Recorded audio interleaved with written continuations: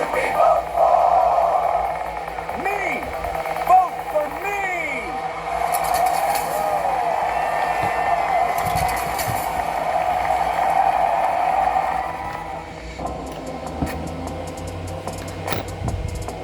We want to apologize just off the top, Congressman, because you joined the show after General Flynn and then Rudy Giuliani, and those men have stories, and they're heroes and legends, and you like to hear those stories. So anyway, the point is that even with a short clip from last week, you went viral. Boys, can you grab that?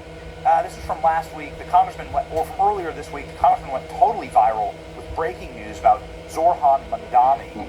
I want to get there, but first let's start with the big beautiful bill. Congressman, how we doing? Yeah, I mean, so, up on the wall here, we've got a TV, so we're monitoring it. And I'll be honest with you, I can't listen to Hakeem Jeffries with the way he moves and his cadence, and he takes naps between sentences. I don't know what the hell he's doing. But anyway, so he's trying to break, McCarthy's record for the longest floor speech, which means he'll go at least to like 1:26 Eastern time. So around 1:30, I think we'll vote. But, I mean, goodness gracious, this guy is just a blowhard. I mean, he's led his party into absolute disintegration. President Trump, because of his vision, won all the battleground states, won the popular vote, won the electoral college. But if Hakeem Jeffries is their leader, we are looking good. We're poised to win the midterms, and we get to some of those investigations that the general has talked about, where you saw the weaponization of the Justice Department. You saw Comey turning on people on an enemies list, using the Justice Department to target Americans. Enough is enough, and you don't want to get into this tit for tat where it's revenge, it's retribution. It needs to be about justice, and I think that's what Pam Bondi and Kash Patel are going to do, and I think the general has very valid points that need to be looked at and investigated, and just follow the facts. That's all you have to do. Follow the facts. You don't have to make up a story. You don't have to try to frame the story. Just follow the information, the facts as they lead you. I think the rest will be historic, quite frankly, just like the bill that we worked on. So I was with the president several hours yesterday at the White House. Came back to the Capitol, was on a conference call with the president and other members of Congress for about an hour. I had to step out.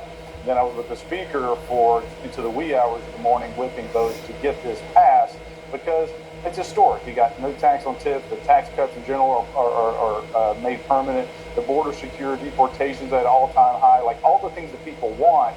And it's truly going to unleash this economy, this golden era, this golden age of the United States. We're back, baby, and the rest of the world knows it. And that's why the rest of the world, quite frankly, is behaving now and wanting to negotiate tariffs and are taking us seriously. Oh, and by the way, we bombed the crap out of Iran, and it was done flawlessly. And when you understand the logistics of how you're getting a bomb that is so heavy that when the bomb drops, the plane lurches into the air several hundred feet because there's so much inertia and mass, and yet it hits, so basically the size of half a refrigerator or something, from way up from the sky. So I mean, everything that he is doing is being perfectly executed. He's delivering on his promises. We're going to win the midterms, and I'll take the question.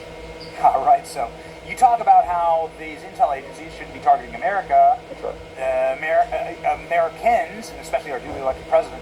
This big, beautiful bill, the thing that I'm the most excited about is that it funds ICE, not by a little bit, but by an order of magnitude, by a standard deviation, like 1,000x. We're talking like 40 billion for ICE funding. Is that correct for deportations? Can you give us the breakdown directly from the president? It sounds like you've been with the president for hours and hours and hours over the last 24.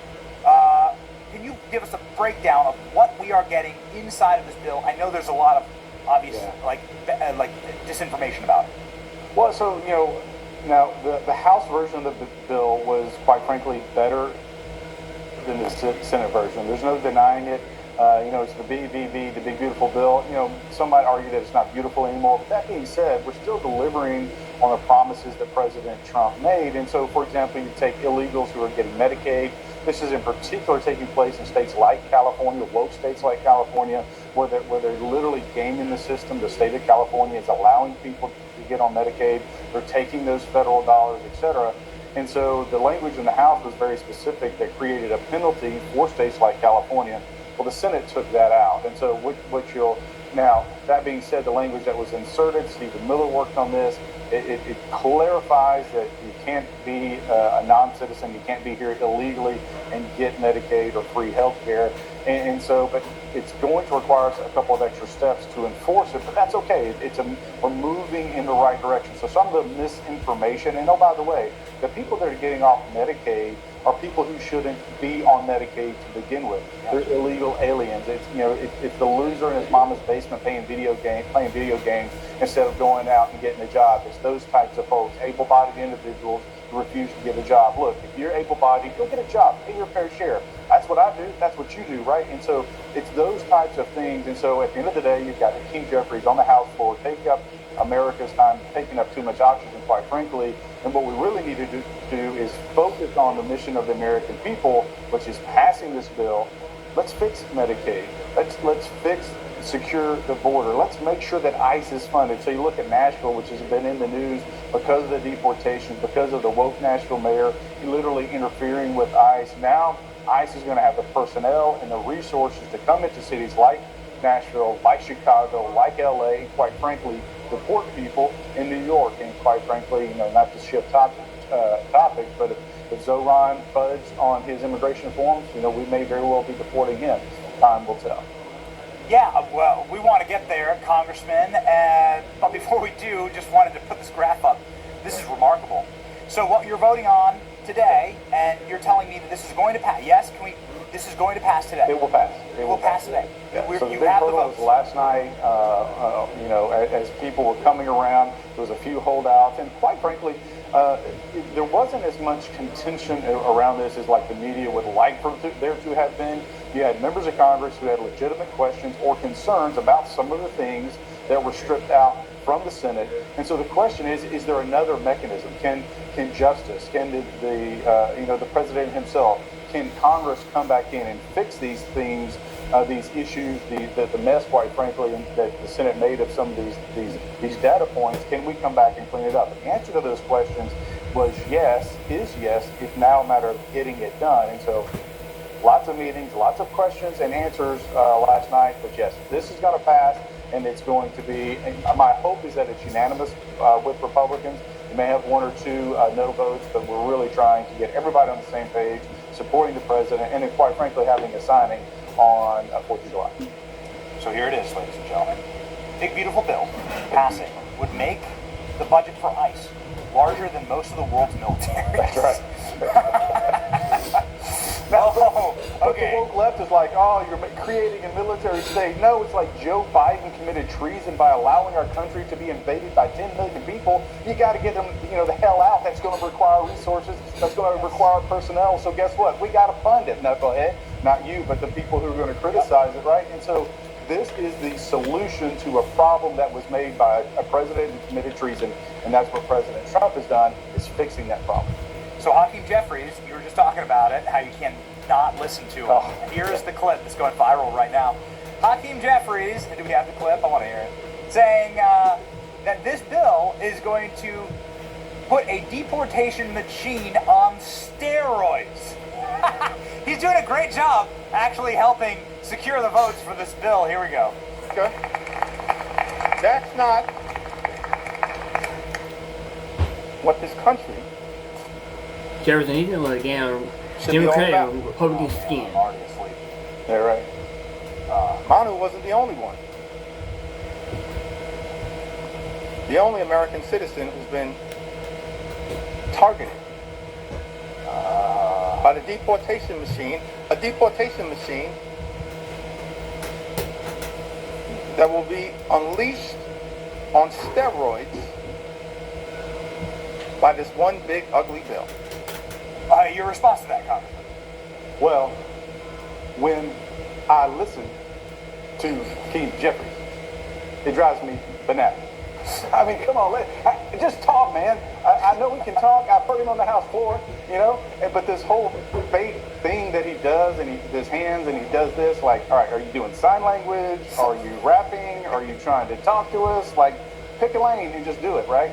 But no, this is nonsense. I mean, again, you have an administration that allowed our country to be invaded. And oh, by the way, the illegal immigration issue is an 80-20 issue, meaning that 80% of Americans support these deportations.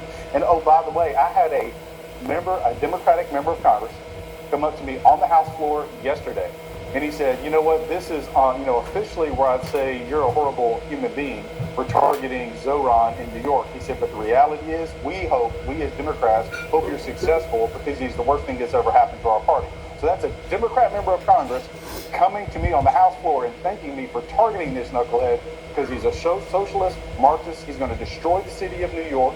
He represents everything that's wrong with the Democratic Party and why, quite frankly, we're going to win the midterms and we're going to win the White House again in 4 years. Democrats are thanking you for calling out Zoran. Wow, that's a remarkable story. Okay, so here's the post. You only got one answer before we were interrupted by President Trump news conference.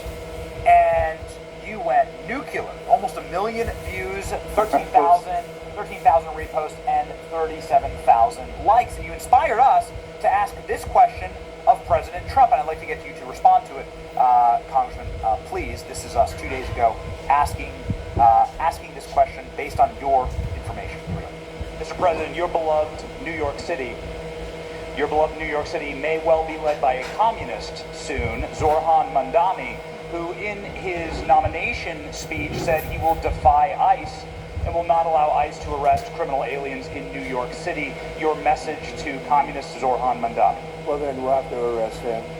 But we don't need a communist in this country, but if we have one, I'm going to be watching over him very carefully on behalf of the nation. We send him money. We send him all the things that he needs to run a government. And by the way, they get about 3 times what you get, Ron. If you look at the per capita, Florida gets 1/3 of what New York gets in terms of the numbers. Why don't you give us those numbers? Yeah, well, because that's what we should send him. Yeah, so Trump goes on then. Congressman talked through it. The clip's gone viral, and Trump saying that he wants to arrest him. That was quite a news cycle, Congressman. So we just want to thank you for your inspiration there. Where do we stand on this, and what was your reaction to the president's take here? Well, it's kind of going back to the conversation with General Flynn. Follow the facts, right? So it's not our job to try to make up any information about Mandami. We're simply going to look at, did he fully disclose his information, his allegiance with the Communist Party, maybe his ties to the Muslim Brotherhood in Egypt, or whatever he was doing at that time, and was it fully disclosed on his naturalization papers? And if they were not, we'll give that information to Pam Bondi, and then we'll let justice do what justice does. With that being said, obviously my team, we're on top of this, and we're investigating every angle that we can. In fact, I was just with Pam Bondi yesterday at the White House, and we briefly talked about the mayor of Nashville and his, interference with ICE, but then also the New York situation as well. So I didn't really set out to be the guy that was going to go after the member of Congress that was going to go after these woke mayors, but it's just kind of one of those things that's now on one of the hats that I wear. I'm on financial services, which is banking. I'm on Homeland Security, and I do all that, counterterrorism stuff. But now I guess I'm the guy that's going after woke mayors. But you know what? It's got to be done. We got to put these cities, these mayors into place. They're living off the federal teat. They're breaking our laws. They're allowing illegals in. They're giving them free health care. They're giving them food stamps. They're giving them free phones. We got veterans that don't have benefits or not getting the benefits that they need. We still have 22 veterans a day that are committing suicide. We got kids in school that could use more support. I choose all of those over illegals every moment, every second of every day, period. Yes, I'm telling you, there's a lot of ways to skin this cat. You're having a profound effect